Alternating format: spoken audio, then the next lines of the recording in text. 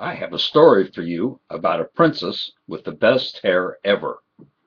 Her name was Rapunzel. I'm sending this story out there for grandchildren everywhere, but especially for Ruth and Gabe. They live in Denver, Colorado. Once upon a time, a poor husband and wife lived in a little cottage in the garden of a big house. They were the gardeners for the owner of the big house, but they never saw their mysterious boss. The man and his wife were poor, but in love. All they really wanted was to start a family. One day the wife said to her husband, "Our dreams have come true. I'm going to have a baby." Now, when a woman is going to have a baby, she needs vitamins to help her baby grow inside her. The man and wife could only afford to eat runny gruel, and they were often very hungry. But the garden that they kept for their boss was bursting with fruits and vegetables. The woman saw a delicious green herb called Rapunzel, which we call today corn salad or lettuce. The man knew stealing was wrong, but his wife was starving. He thought the boss would not miss a little Rapunzel, but was going to help his baby. He stole some Rapunzel and made a salad for his wife.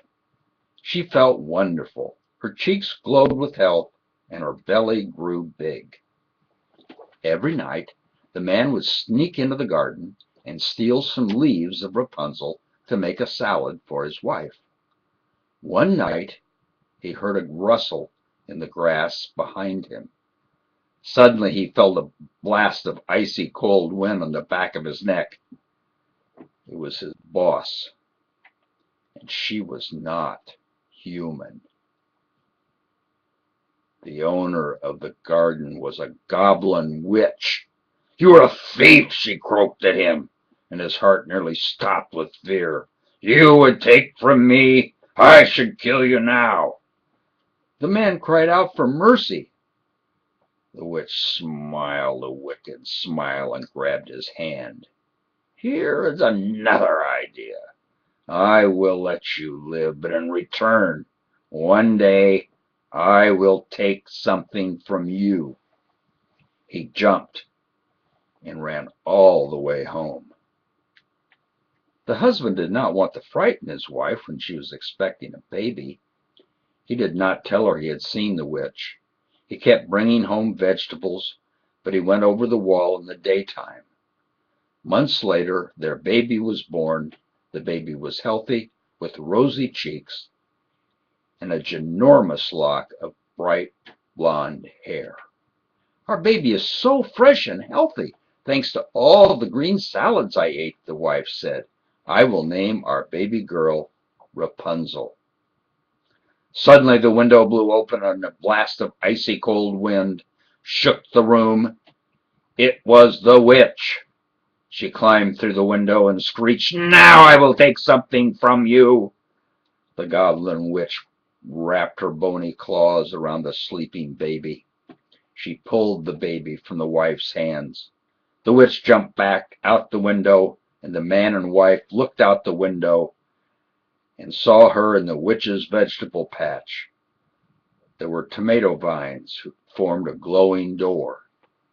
The witch carried the baby through the door and vanished. The witch was gone. They never saw her again. The goblin witch put Rapunzel into a granite tower surrounded by thorns. The tower had no stairs outside. It was solid rock. In a room at the top of the tower, the little girl grew up. Can you imagine growing up all in one room? Rapunzel was mostly happy in her tower because it was the only world she knew. She had books to read. She was a smart cookie. She even remembered the day she was born. But since that day, she had never been outside. She had never even had a haircut. Every year the witch brought her a new dress. Every year Rapunzel grew older.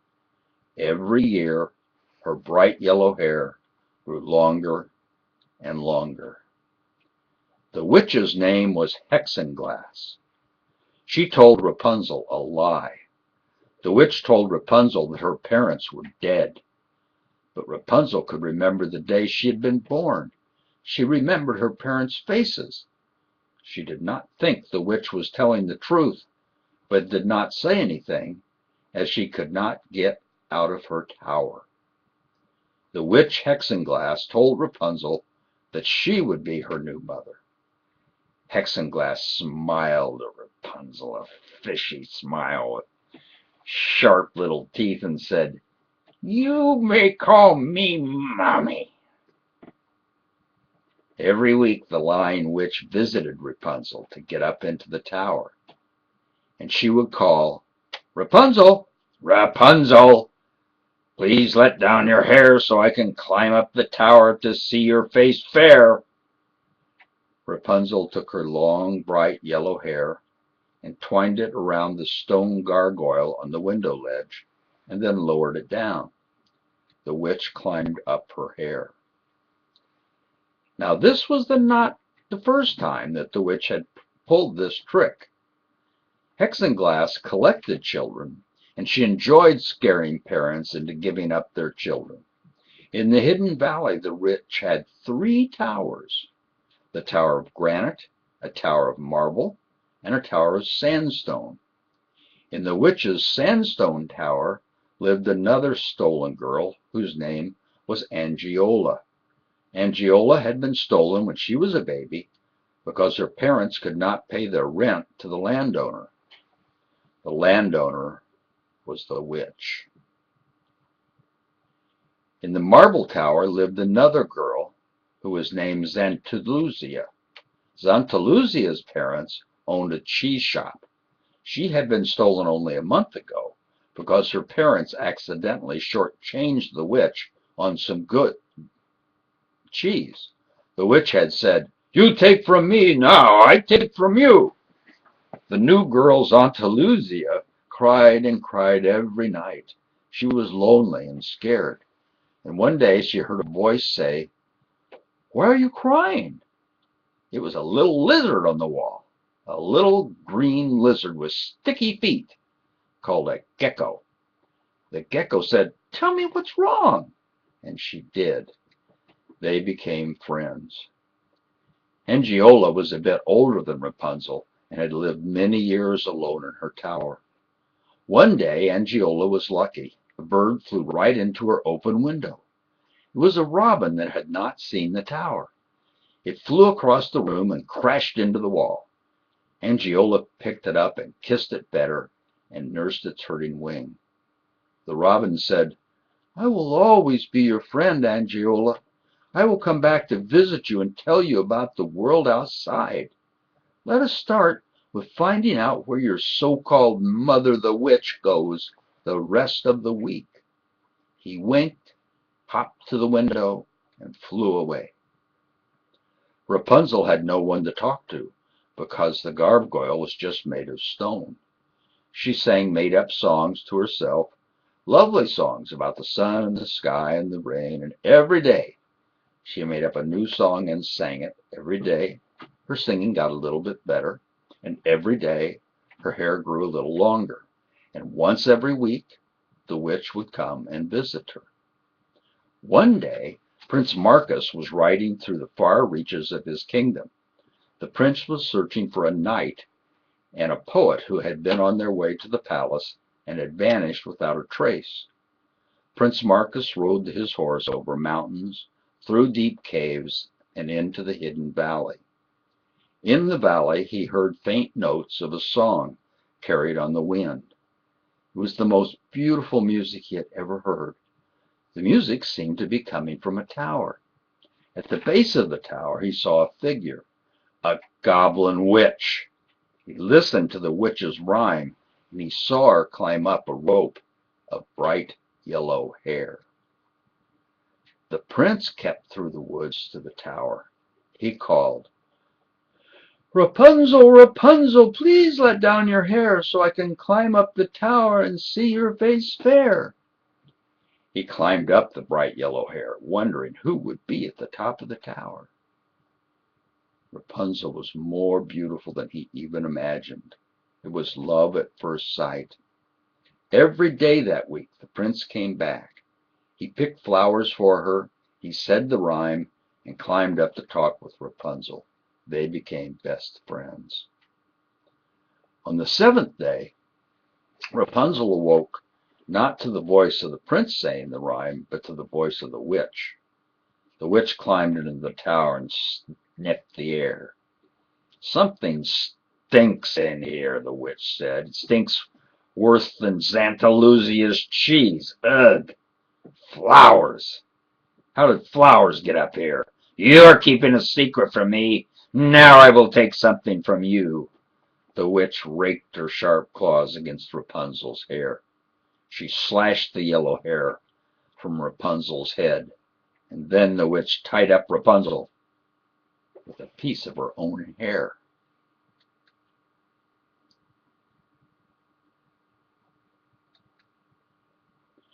Hexenglass the goblin witch stayed in the tower, waiting to see who had brought the flowers. Soon she heard the voice of Prince Marcus saying the rhyme. The witch picked up the long locks of hair. She wound them around the gargoyle and lowered them down. The prince climbed up. He expected to see Rapunzel. Instead, he was looking at a horrible witch holding a hank of dead hair. "You took my girl's love from me," said the witch. "I will take something from you." She pushed the prince out the window. He fell and landed in a thorn bush. The witch climbed down the bright yellow hair to him and blindfolded him. The prince couldn't see. Hexenglass shouted back up to Rapunzel, "Stay in this room, tied up all week, no food, no drink, and no singing." The witch laughed and led the prince into the woods. But the robin had seen the witch's evil intentions. He flew to Angiola's window and told her what had happened. Angiola leapt into action. She took the scissors from her sewing bag, cut off her own black hair, and climbed down from the tower. The robin untied Angiola's hair from the window and flew to Xantalusia's marble tower. Xantalusia climbed down the hair to the ground below. The gecko crawled down the wall beside her. Then they ran to the granite tower and rescued Rapunzel. The girls walked into the woods. The woods were dark and scary. The gecko stuck out his tongue. "I can smell the witch," he said, "but I'm too small to really track her." He jumped to the ground and whistled, then ran into the bushes. Suddenly, from out of the woods shuffled a giant crocodile, and the gecko was perched on its nose. The crocodile said in a low voice, "My name is Sobek. My friend tells me the prince of our land is in trouble. Please jump on my back. There is no time to waste." Rapunzel, Angiola, and Xantalusia jumped on its back, and he galloped into the woods. Sobek the crocodile ran like the wind, even with the three girls on his back. The robin flew above. The gecko rode on his head, calling out in his high whistle. Everywhere they ran, frogs chirped, "This away, this away." After 3 hours, they came to a clearing at the other edge of the woods. The clearing was dusty and led to a cliff over a raging river. They saw the witch. Hexenglass was holding out Rapunzel's hair to the blindfolded prince. Hexenglass was imitating Rapunzel. She was even singing one of Rapunzel's songs. Prince Marcus was following the witch, for he believed she was Rapunzel. The witch was about to lead the prince off a cliff. Rapunzel cried out to the Prince Marcus, "She is not me. I am more than my hair and my voice. I am Rapunzel. I love you." The witch saw the three princesses coming out of the woods and hissed at them. She pulled the blindfolded princes towards the cliff. Angiola ran to her and grabbed her right arm. Xantalusia grabbed her left arm. Sobek the crocodile leapt forward and gobbled her up in one bite. He chewed her up and swallowed her. And then the crocodile leapt from the cliff, diving perfectly into the river below. He swam away. Hexenglass, the goblin witch, was gone. The blindfold dropped from the eyes of Prince Marcus. He kissed Rapunzel and stroked the short hair on her head. "Thank you, my love," he said. As soon as the witch was gone, her magic was undone. With a pop, the robin turned into a knight. "I am also pleased we found you, my prince," he said. "I am also pleased I found the woman I love." He held hands with Angiola. There was another pop as the gecko turned into a poet, which was a man who played music and told stories. "I have also found love." He held hands with Santa Lucia. The crocodile stayed a crocodile, for he had always been one. Prince Marcus led the friends back to his camp in the secret valley. As they passed, they entered the valley, and they found a small little village. In the center of the village was the witch's large house. In the garden of the large house, they saw an old man and his wife tending the herb garden. The old man and his wife were planting sweet rampion. Sweet rampion, you will remember, was also called Rapunzel. Rapunzel called out, "My parents! You are alive!" She rushed into their arms, and they cried tears of joy to see her again. Rapunzel and Prince Marcus got married. Rapunzel's father walked her down the aisle, but this wedding was special. It was a triple wedding.